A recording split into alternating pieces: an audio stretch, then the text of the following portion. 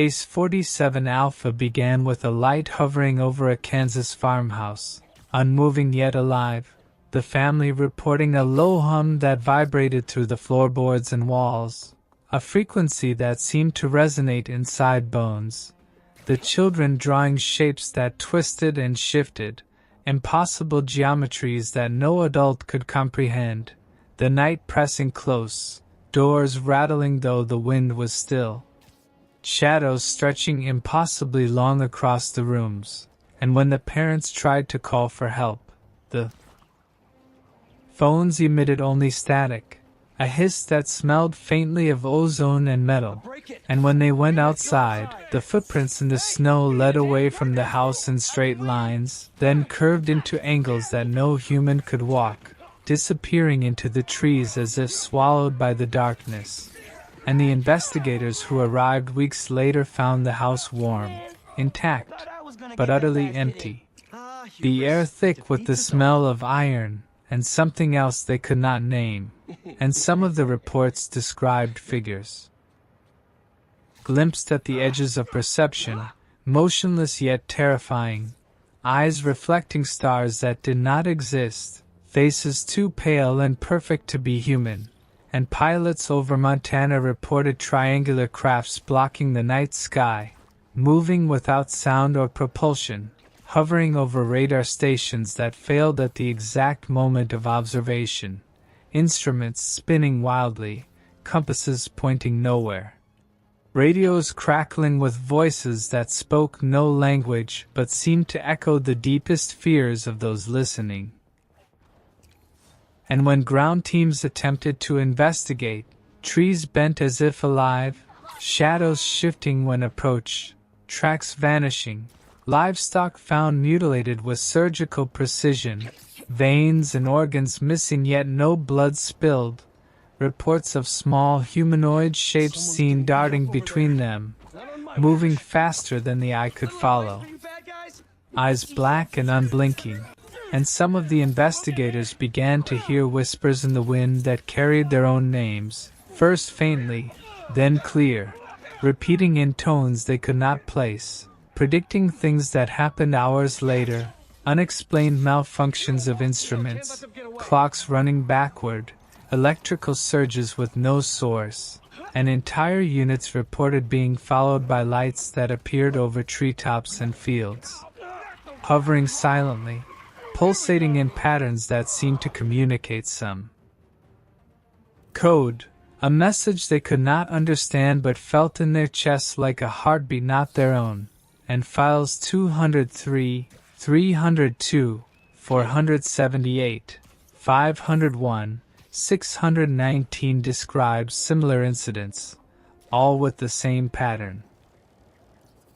Observation, disappearance, no trace left, and a residual sense of being watched, a pressure in the air that cannot be measured, felt only in the soul, and the strange effects began to affect the investigators themselves, insomnia, headaches, visions of corridors stretching into infinity, shapes moving in periphery, reflections that showed faces not their own, sometimes multiplied, sometimes distorted. And when they documented the next case, 701, a farmer in Arizona reported the night sky splitting with a vertical slit of blackness, a hole in reality that no telescope could detect, yet through it, figures moved, pale, geometric, observing, and the animals refused to enter their pens, the dogs howled without wind, the crops bent away as if recoiling, and witnesses described hearing thoughts not their own, memories of events that had not occurred, feelings of terror they could not explain. And when the investigation team arrived, the night had gone quiet, too quiet, instruments that recorded nothing yet fluctuated wildly, compasses spinning as if confused, temperature gauges dropping and rising without reason, and some investigators claimed to see eyes in the darkness, too many, watching from the trees, reflected in puddles, in windows, even in the lenses of their cameras, and when they attempted to capture photographs, the images came out blank, or the figures were blurred into shapes that twisted and turned as if alive, and radar operators reported blips appearing and disappearing in impossible patterns, hovering over cities, deserts, oceans, and vanishing in midair, leaving no debris, no sound. Just an emptiness that pressed against consciousness like a weight, and pilots described being chased by lights that reacted to their maneuvers instantly, moving in ways no known aircraft could, climbing faster than physics allowed, disappearing into clouds only to reappear overhead moments later, silent, omnipresent, and when the night ended, witnesses awoke hours later with no memory of the hours in between, only a vague impression of floating, of being observed, of their own thoughts not entirely their own. And the reports detail patterns of psychological effects, sudden fainting, disorientation, panic, hallucinations of impossible geometries, hearing voices that predict events, compasses that fail, clocks that reverse, electrical devices malfunctioning simultaneously in multiple locations, strange animal behavior, livestock mutilation with precise surgical removal of organs, strange humanoid sightings with black reflective eyes, geometrical patterns of light in the sky, hovering spheres, triangular crafts, untraceable radar anomalies, and cases of multiple witnesses describing the same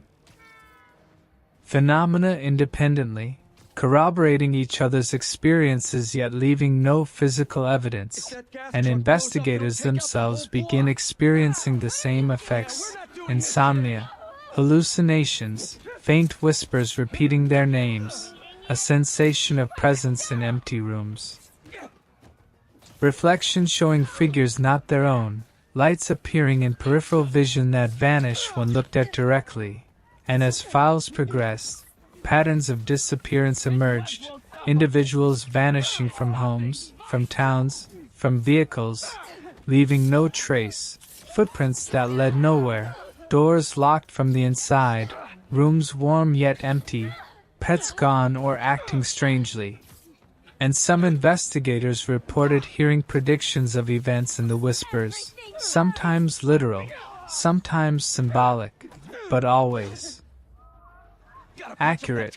until the stress and fear began affecting their cognition, their dreams filled with endless corridors, doors that opened into nothing, impossible staircases, voices that echoed their own thoughts back to them distorted, and when they awoke, instruments would read impossibly high or low values, lights would flicker in patterns that seemed intentional, and when these patterns were compared across cases, investigators found similarities,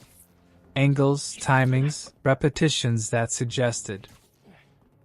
intelligence, observation, calculation, and then the unthinkable happened. Cases reported objects interacting with the environment, lifting objects, bending metal, displacing water, moving silently across vast distances in seconds, altering the atmosphere locally, producing effects that defied known physics, and yet no one could capture them fully, photographs blank, radar inconsistent,